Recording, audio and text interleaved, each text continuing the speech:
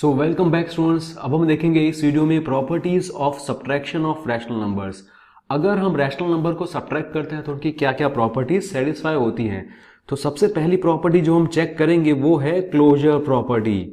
क्या प्रॉपर्टी का नाम है? Closure property. ठीक है, excuse me for this very good hand writing. ठीक है, मेरी हैंड राइटिंग खराब है बहुत इसमें। सो क्लोजर प्रॉपर्टी क्या है? देखो, अब अगर दो रैशनल नंबर को अगर आप सब्ट्रैक्ट करते हो, आंसर आपका रैशनल नंबर आता है, तो वो क्लोजर प्रॉपर्टी को सेटिस्फाई करता है। मान लो कि फिर से एक सिंपल एग्जांपल लेते हैं ताकि जल्दी से फटाफट आप समझ जाओ इसको। सो 2/4 है और ये 3/4 है। सो 2/4 और 3/4 इसको अगर सॉल्व करोगे तो हम लोग ऐसे लिख सकते हैं ना कि 2 - 3/4। क्यों मैंने ऐसा लिया? क्योंकि यहाँ पे डिनोमिनेटर और ये डिनोमिनेटर दोनों सेम है। अगर दोनों सेम है तो एलसीएम लेने की जरूरत नहीं होती। ये दोनों कैसे हो गए? लाइक फ्रैक्शंस हो गए, सेम डिनोमिनेटर। तो मतलब क्या करना होता है? ऊपर के न्यूमरेटर्स को खाली ऐड या सब्ट्रैक्ट करना होता है। यहाँ पे सब्ट्रैक्शन की साइन है तो सब्ट्रैक्ट कर दिया दोनों न्यूमरेटर को, 2 - 3 और अपॉन 4। आंसर क्या आएगा? -1/4। अब ये जो -1/4 है, ये -1/4 भी एक रैशनल नंबर है। मतलब कि जो प्रॉपर्टीज ऑफ सब्ट्रैक्शन है, सब्ट्रैक्शन ऑफ रैशनल नंबर्स की प्रॉपर्टी में क्लोजर प्रॉपर्टी सेटिस्फाई करती है। ठीक है, अब हम लोग देखते हैं दूसरी प्रॉपर्टी। ठीक है, दूसरी प्रॉपर्टी है कॉम्यूटेटिव प्रॉपर्टी। क्या है? Commutative property. So commutative property में हम लोग क्या करते हैं? कॉम्यूटेटिव प्रॉपर्टी में हम लोग ऐसा करते हैं ना, कुछ देखो, a - b, so b - a। क्या ऐसा पॉसिबल होगा कि a - b का जो आंसर आए वही आंसर b - a का भी आए? Not possible. ये एक रैशनल नंबर, ये दूसरा रैशनल नंबर, ठीक है, फिर ये दूसरा रैशनल नंबर, ये पहला वाला रैशनल नंबर, दोनों का आंसर एक जैसा नहीं आएगा। देखो, जैसे कि यहाँ पे है, a के बदले अगर आपने डाल दिया, a के बदले अगर आपने रखा है 2/3 और b के बदले अगर आपने रखा है 1/3 मान लो, ठीक है। सो 2/3 - 1/3 आपका आंसर आएगा 1/3। ठीक है, तो इस तरफ ऐसा, और यहाँ पे b के बदले क्या था? b के बदले था 1/3। सो यहाँ पे आपने लिखा 1/3 माइनस a क्या था आपका? a था आपका 2/3। सो आपने लिखा यहाँ पे 2/3। सो इसको भी अब करेंगे हम लोग 1 - 2 ऐसा लिखेंगे अपॉन 3। सो 1 - 2 क्या आएगा आंसर? -1/3। तो यहाँ पे तो -1/3 है और यहाँ पे 1/3 है। मतलब कि a - b is not equal to b - a। So properties of subtraction of rational number में कॉम्यूटेटिव प्रॉपर्टी सेटिस्फाई नहीं करती। आगे देखते हैं इसके बाद। तो अब हम देखते हैं associative property for subtraction of 3 rational numbers.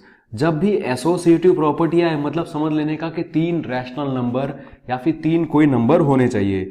मान लो इसमें हम लोग को चेक क्या करना होता है? इसमें हमें ये चेक करना होता है, मान लो कि ये एक रैशनल नंबर है a/b, ठीक है, दूसरा रैशनल नंबर है c/d, तीसरा रैशनल नंबर है e/f।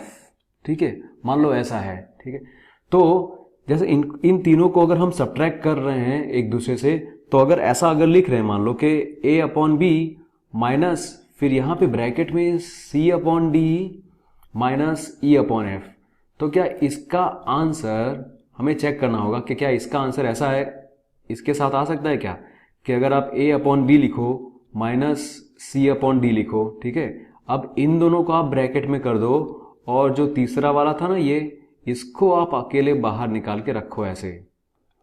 तो क्या इसका आंसर और इसका आंसर दोनों सेम होगा? नहीं जी, दोनों सेम नहीं होगा। चलो एक बार वेरीफाई कर लेते हैं।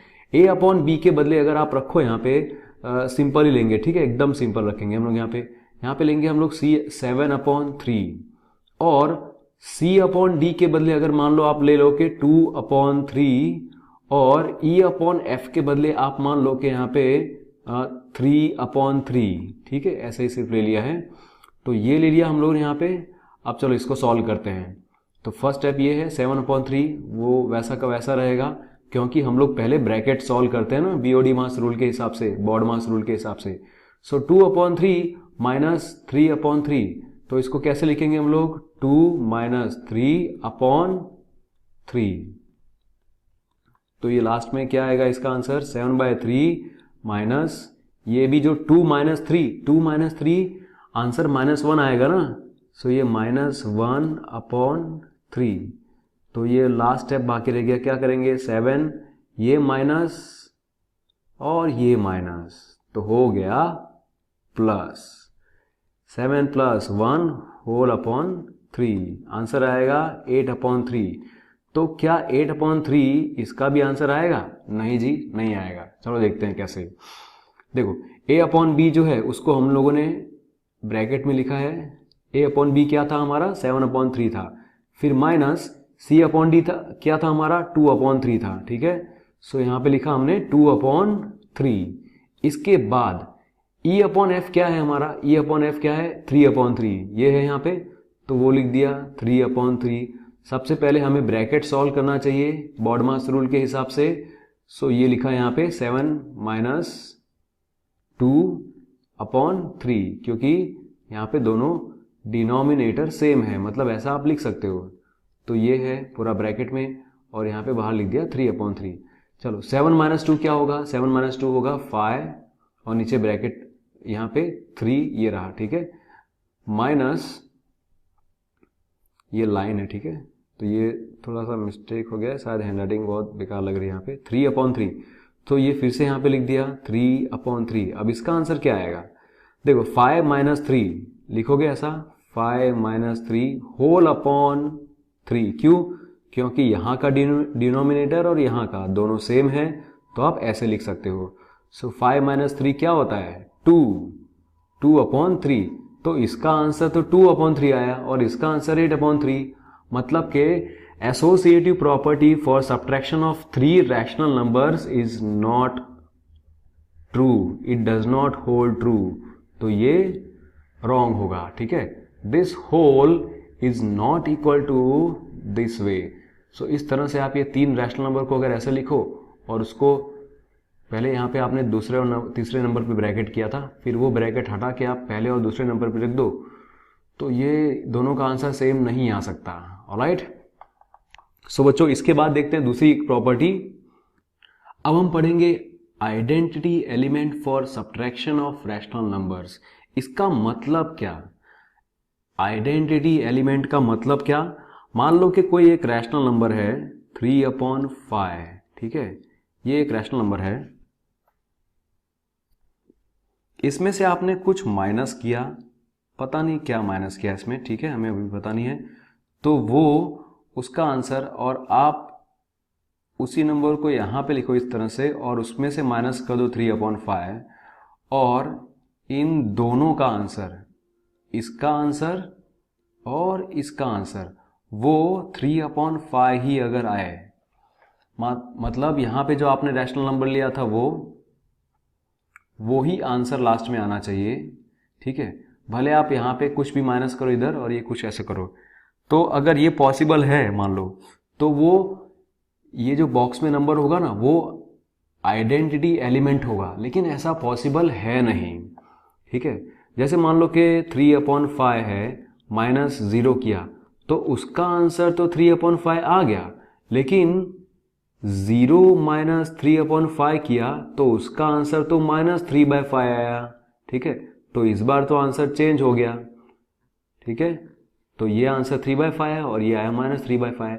मतलब ऐसा कोई एलिमेंट है ही नहीं, ऐसा कोई एलिमेंट ही नहीं है जो सब्ट्रैक्शन ऑफ रैशनल नंबर के लिए उसका आइडेंटिटी एलिमेंट हो, मतलब 0 एक आइडेंटिटी एलिमेंट है ही नहीं। ओके बच्चों, तो हमने देखा कि सब्ट्रैक्शन जब होता है, सब्ट्रैक्शन ऑफ रैशनल नंबर में कोई आइडेंटिटी एलिमेंट पॉसिबल ही नहीं है, 0 भी पॉसिबल नहीं है, क्योंकि 0 भी इस तरह से यूज करो तो आंसर अलग अलग आते हैं। तो अगर कोई आइडेंटिटी एलिमेंट पॉसिबल नहीं है सब्ट्रैक्शन ऑफ रैशनल नंबर के लिए, मतलब कि उसका इनवर्स भी पॉसिबल नहीं है। No inverse is possible, so यहां पे लिख सकते हैं no inverse possible under subtraction, ठीक है। जैसे एडिशन में क्या था, एडिशन में एडिशन जब हमने देखा था कि एडिशन ऑफ रैशनल नंबर्स, उसमें हमने देखा था ना कि एडिटिव आइडेंटिटी थी। मतलब कि अगर आप कोई एलिमेंट को इस तरह से प्लस करते हो, 3/5 है, उसको प्लस करके 0 किया तो उसका आंसर भी 0 + 3/5, ये आंसर और ये आंसर दोनों सेम आ रहा था। मतलब एडिटिव आइडेंटिटी 0 है रैशनल नंबर्स की, ये था। इसका मतलब कि 3/5 का इनवर्स पॉसिबल है, 3/5 का इनवर्स है -3/5, तो ये हमने देखा था, राइट। और -3/5 का 3/5। तो जैसा हम लोगों ने एडिशन के लिए देखा था कि पॉसिबल है, एडिटिव आइडेंटिटी पॉसिबल है, एडिटिव इनवर्स पॉसिबल है, वैसा सब्ट्रैक्शन के लिए आइडेंटिटी एलिमेंट पॉसिबल नहीं है तो उसका इनवर्स भी पॉसिबल नहीं है। इसके बाद के वीडियो में हम लोग देखेंगे प्रॉपर्टीज ऑफ मल्टीप्लिकेशन। सो यहां तक देखने के लिए thank you so much children, God bless you all. इसी तरह से प्रैक्टिस कीजिए, कोई डाउट हो तो मुझे पूछ सकते हैं। Thank you so much, god bless you all, bye.